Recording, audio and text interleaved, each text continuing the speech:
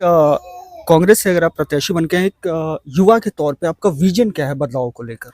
Sir युवा को लेकर के सर सबसे पहले मैं युवाओं का आवाज़ बनना चाहता हूँ। युवाओं के लिए एक सरकारी नौकरी, हर परिवार में एक सरकारी नौकरी, जिस घर में सरकारी नौकरी नहीं है उस परिवार में एक सरकारी नौकरी देंगे। ये महापर्व के साथ साथ लोकतंत्र के भी महापर्व की शुरुआत हो चुकी है, तैयारियां जोरों पर है। और आपको बता दें, जितने भी प्रत्याशी हैं, टिकट मिलने के बाद उनका जनसंपर्क अभियान काफी तेज हो गया है। वो जनता तक पहुंचने की कोशिश कर रहे हैं। और आज हमारे भ्रमण की कड़ी में हमें संयोग से एक युवा नेता जो शायद राजनीति में एक बदलाव ला सकते हैं, जी इस वक्त नवीन कुमार हमें मिले हैं और हम सीधी बातचीत उनसे करेंगे। सर, सबसे पहले हमारे चैनल में आपका स्वागत है। धन्यवाद सर।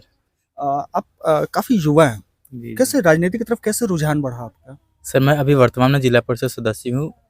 मात्र 21 साल की उम्र में मैं जिला परिषद सदस्य चुन करके आया हूँ और अभी 25 साल 8 महीने मेरी उम्र हुई है और मैं विधानसभा का प्रत्याशी बन करके आया हूँ कांग्रेस से। तो एक कांग्रेस से अगर आप प्रत्याशी बन के हैं, एक युवा के तौर पे आपका विजन क्या है बदलाव को लेकर?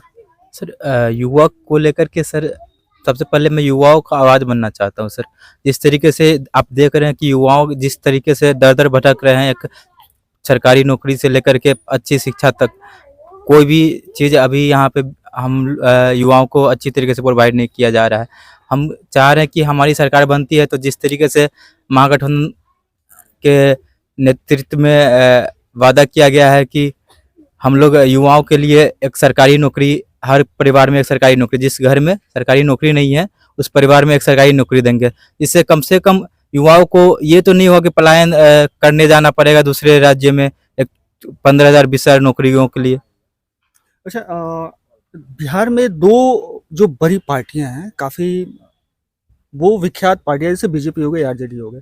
तो इन दोनों पार्टियों को छोड़ के आपका कांग्रेस की तरफ रुझान कैसे बढ़ा? कांग्रेस में कैसे जुड़ गया आप?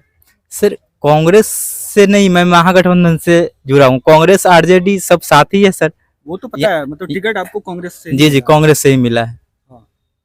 अच्छा, चलिए, आप युवाओं की अभी बात कर रहे थे कि अच्छा युवाओं को सरकारी नौकरी आप देंगे, तो बिहार में सरकारी नौकरी है कितनी और युवाओं की संख्या कितनी है? सर युवाओं की संख्या आप देख रहे हैं कि 40% मात्र अभी हमारे युवा जो पलायन कर रहे हैं, मतलब कि युवा हो या फिर सभी लोग 40%, मैंने जहाँ तक देखा कि 40% लोग अभी बिहार से बाहर पलायन कर रहे हैं। एक 15,000 की नौकरी तक यहाँ हम बिहार में प्रोवाइड नहीं कर पा रही है हमारी जो भी विपक्षी दल हैं अभी जो सरकार में बनी हुई है वो। तो हम लोग का जो महागठबंधन की सरकार बनने के बाद जो वादा किया गया है कि पलायन को रोकेंगे, युवाओं के लिए रोजगार देंगे और भ्रष्टाचार मुक्त करेंगे, इस सब पे हमारी सरकार बनती है तो पूरा अमल किया जाएगा। और हमको लगता है कि जिस तरीके जैसे कि तेजस्वी यादव जी ने वादा किया कि 1 महीने के अंदर हम लोग इसके ऊपर अपना हस्ताक्षर करेंगे कि नौकरी देने का प्रयास के लिए। तो पलायन कैसे रोकेंगे आप?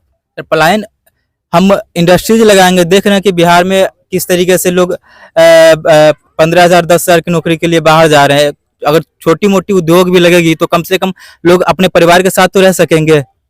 और अगर हम बात कर ले महागठबंधन की, तो अगर आप जीत कर आते हैं अपने क्षेत्र से, तो महिला सशक्तिकरण को लेकर आप क्या करेंगे?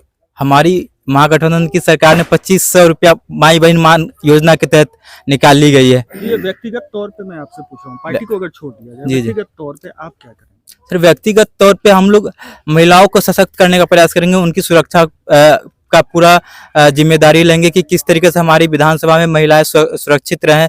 आप देख रहे हैं कि अभी आए दिनों किस तरीके से, हम सीतामढ़ी जिला की बात कर रहे हैं, अभी कितनी सारी घटनाएं हो चुकी है जिससे सब लोग खौफ की मद्देनजर से सब लोग ये कर रहे हैं।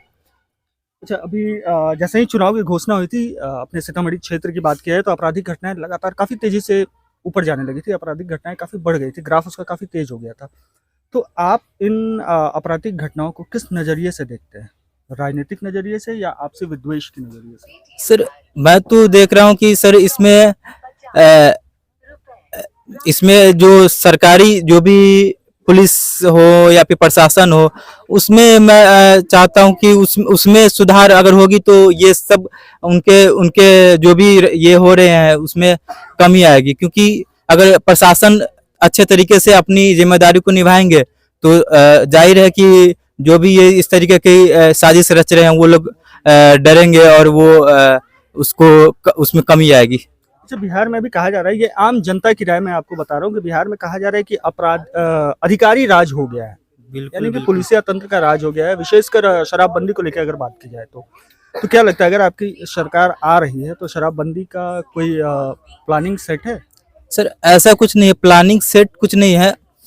शराबबंदी तो सर आप देख रहे हैं कि किस तरीके से सिर्फ नाम के लिए शराबबंदी है। यानी कि आप मान रहे हैं कि ये विफल है? विफल है, बिल्कुल विफल है सर। हम तो आए दिनों देख रहे हैं कि इसकी कोई मतलब कि ये है नहीं, ये तो एक तरीके से ये बन गया हुआ है, संसाधन बन गया है कुछ लोगों के लिए कि कमाई का।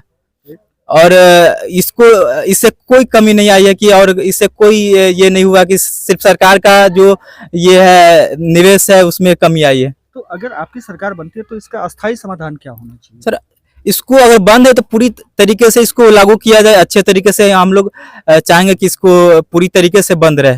चलिए, अगर हम आपकी बात माने तो सीतामढ़ी की बात करें तो सीतामढ़ी को टूरिस्ट प्लेस बनाने की कोशिश की जा रही है, माँ सीता का जो मंदिर का निर्माण वगैरह हो रहा है, तो क्या लगता है, क्योंकि अनदर स्टेट में कोई भी टूरिस्ट जाता है तो उनका सबसे पहला फोकस जाता है कि अच्छा यहाँ लिक्कर में क्या क्या मिल रहा है, बेवरेजेस क्या क्या है, उस कड़ी में अगर आप बंद कर देंगे तो कहीं ना कहीं आपको लग रहा है कि टूरिस्ट में आने में कमी होगी? सर ये टूरिस्ट आप जो देख रहे हैं कि वो गोवा और या बीच पे इस टाइप के टूरिस्ट नहीं, यहाँ तो सर लोग श्रद्धा से आ रहे हैं। श्रद्धा वो यहाँ प्रसाद महाप्रसाद के लिए आ रहे हैं, यहाँ पे माँ सीता का जन्म असली देखने आ रहे हैं। ये सोच करके नहीं आ रहे कि यहाँ लिकर मिल रहा है कि नहीं मिल रहा है। अच्छा, चलिए एक सवाल और पूछेंगे, आप अपने नाम के आगे इंजीनियर लगा रहे हैं, बिल्कुल। तो आप रियली इंजीनियर हैं ना? जी मैं इंजीनियर हूँ, उसके बाद मैं मास्टर्स भी किया हूँ। अच्छा, जी सोशियोलॉजी से। चलिए, अगर राजनीति की हम बात छोड़ दें, एक व्यवहारिक सवाल आपसे कर लेता हूँ कि अभी राजनीति में जैसे हम लोग महिलाओं के सम्मान, महिलाएं सशक्तिकरण की बात कर रहे हैं, लेकिन कहीं ना कहीं महिलाओं को अपमानित किया जा रहा है। जैसे मोदी जी की माता के साथ हुआ, तेजस्वी जी की पत्नी को लेकर हुआ, तो आप ये मानते हैं कि राजनीति का जो मूल स्तर है वो गिरता जा रहा है? सर मैं थोड़ा बहुत इससे सहमत हूँ, लेकिन ये कोई राजनीतिक पार्टी द्वारा नहीं किया जा रहा है, एक व्यक्ति विशेष द्वारा अगर टिप्पणी की जा रही है तो सर हम इसके लेकर के पूरी पार्टी को दोष नहीं दे सकते कि वो पूरी पार्टी इस